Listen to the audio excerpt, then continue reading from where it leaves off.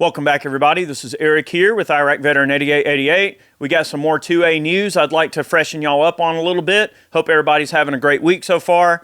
Things are always crazy. There's always going to be a war drum to get beat somewhere with everything that's going on. So I want to break down an article from GOA. This particular article was written by Aiden Johnston, and this one was published on the 9th of February, 2022. So this is still pretty fresh, and we're going to talk a little bit about the Violence Against Women Act and some of the things that have kind of changed and transpired in regards to that. Before we get started, I just want to kind of clue you guys in real quick. I don't know if y'all know about our podcast, but we've got a great podcast that we do each week. It's called Life, Liberty, and the Pursuit. Matt, the owner of Ballistic Inc., and myself, we sit down and talk about various topics for about an hour each week. We post those here on Iraq Veteran every Saturday, so make sure you check out our podcast. That's another way that you can kind of get into our minds a little bit, and we go into 2A stuff as well as just general life and business. We do these things called fight or flight, where we'll just taste various things, different types of food, alcohol, what have you, hot peppers. I mean, we do all kinds of stuff on LOP, so we would be honored and very much appreciate it if you check out our podcast. All right. So shameless plug for the podcast. All right, we're going to get into this article. Anti-gun politicians are close to passing VAWA, or Violence Against Women's Act. Anti-gun politicians from both sides of the aisle have been pushing an anti-gun version of the Violence Against Women's Act, a bill designed to appear nice on the outside, but with infringements on your rights on the inside. VAWA has several massive anti-gun provisions, which would put both men and women in a more dangerous position, one of those being disarmed. GOA has been fighting this anti-gun bill since 2019, but anti-gunners in Congress are closer than ever to having it pass. We need you to fight back against this today. The good news. VAWA passed the House with tons of gun control last year, but this new version is very different. Because of pressure from the Grassroots, 4 out of the 7 gun control provisions originally included have been removed, including federal grants to fund firearm seizures, a new form of red flag gun confiscation orders, and an expansion of the Lattenberg misdemeanor gun ban, also known as the boyfriend loophole. Removal of the so-called boyfriend loophole has made the anti-gun White House and the far left furious. Democrats negotiating this new version of VAWA are being viewed as though they sold out to the White House. In fact, Biden was on national TV giving a speech about gun control just last week, and you guessed it, he was plugging the so-called boyfriend loophole even while this deal was being cut. All right, so before we get to the bad news, it's worth sort of mentioning here that when you look at these situations, like we already know that red flag gun confiscation orders are a terrible idea, and they put law enforcement and average American citizens at risk. They are not a good idea. They never were a good idea. Now, people would say, oh, well, but they get their due process in time. You get your day in court, and you have to explain yourself. Yeah, but see, you're innocent until proven guilty. Right? If someone comes into my home at 2 o'clock in the morning and kicks in the door, serving some red flag warrant that I was the subject of some phantom court I didn't even know that I was a part of, that I didn't even get to attend and defend myself in such phantom court, and then these people are going to come in my, house in the middle of the night and potentially, end up getting into some crazy kerfuffle, which could even lead up to some gun battle, which has happened in a lot of cases, right? I mean, you get up in the middle of the night, someone's kicked your door in, you're half asleep, you're not thinking, oh, well, what if it's the police? You're a law-abiding person. You haven't done anything wrong. In most cases, most people that have red flag laws, confiscation orders put against them, most of them are pretty average people that haven't done anything wrong, but just because someone was able to convince a court to pass down a gun confiscation warrant through some phantom court, now all of a sudden you're guilty until proven innocent. Oh, but you have to survive the police encounter first. And we've seen the track record for red flag laws is pretty terrible, right? Like law enforcement and civilians alike perish and are killed and or injured in these situations. There has to be a better way, and it certainly is not red flag orders. It's pretty crazy. All right, so the bad news. Unfortunately, 3 terrible anti-gun sections are still included in this new VAWA. If the bill passed, the ATF would work with your local law enforcement to launch criminal investigations into each NICS denial, which 9 out of 10 times is a false positive denial of a law-abiding citizen. It would begin the deputizing of local law enforcement and attorneys to act as agents of the ATF. Now, that's scary, right? So the ATF's like, well, we don't have enough people to do our dirty work. So, hey, Deputy Snuffy over here in Littletown, USA, guess what? You're in the ATF now. Congratulations. Here's your badge. By the way, we're going to need you to go take those guns from that person in that house since you're deputized now.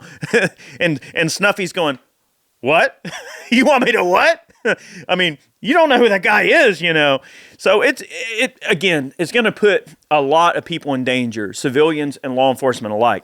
Now, it's not to say that, you know, that there's not some valid reason, right, that someone would have to be disarmed, an extremely clear and cut case valid reason, right? Like, okay, that person just, you know, unlifed.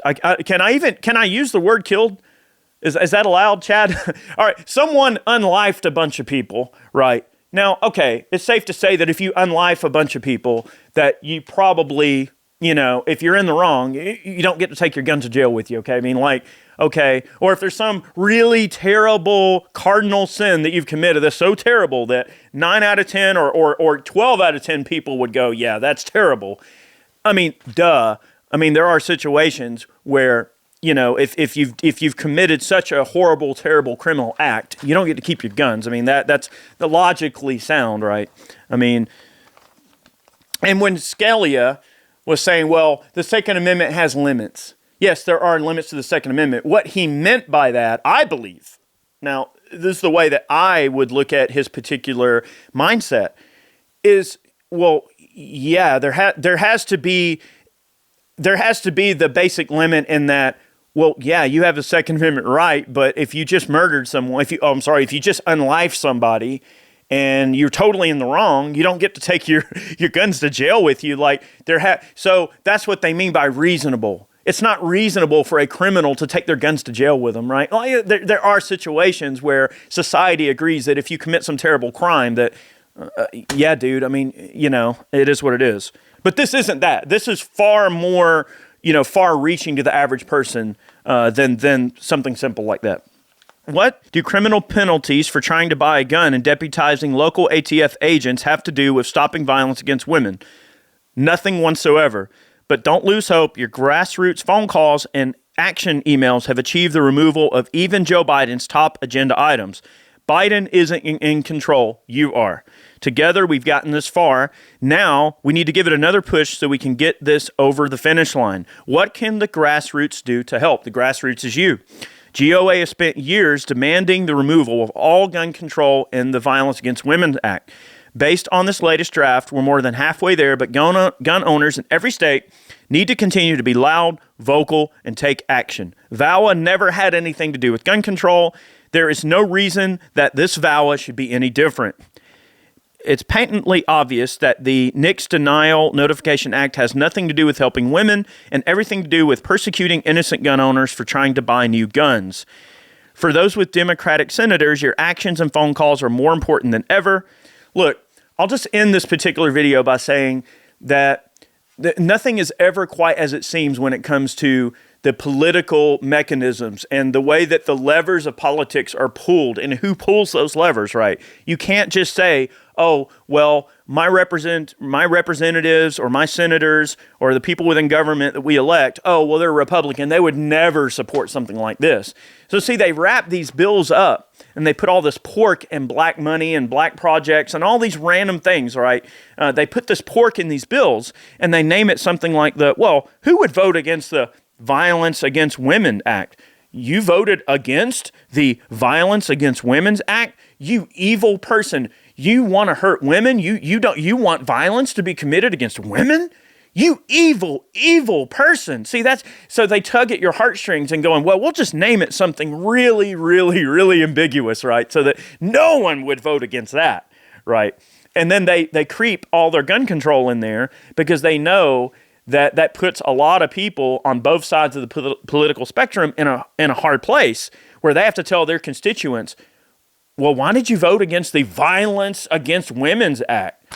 Do you hate women? Do you want violence to occur against them? So it kind of traps them in this moral quandary where they're almost kind of forced to go, well, you know, I know there's some anti-gun pork in here, but God, what are my constituents going to think if I don't vote for this? Look at the title of the bill, right? So they allow their emotions to get to them instead of using a fierce and concise logic to fight this problem on the forefront where they see it, right? So I think that a very common sense approach to this, if you're a Republican, for instance, would be to say, well, look, I support portions of the Violence Against Women Act, like these very specific things, like get in there and yellow line it. This is what I support.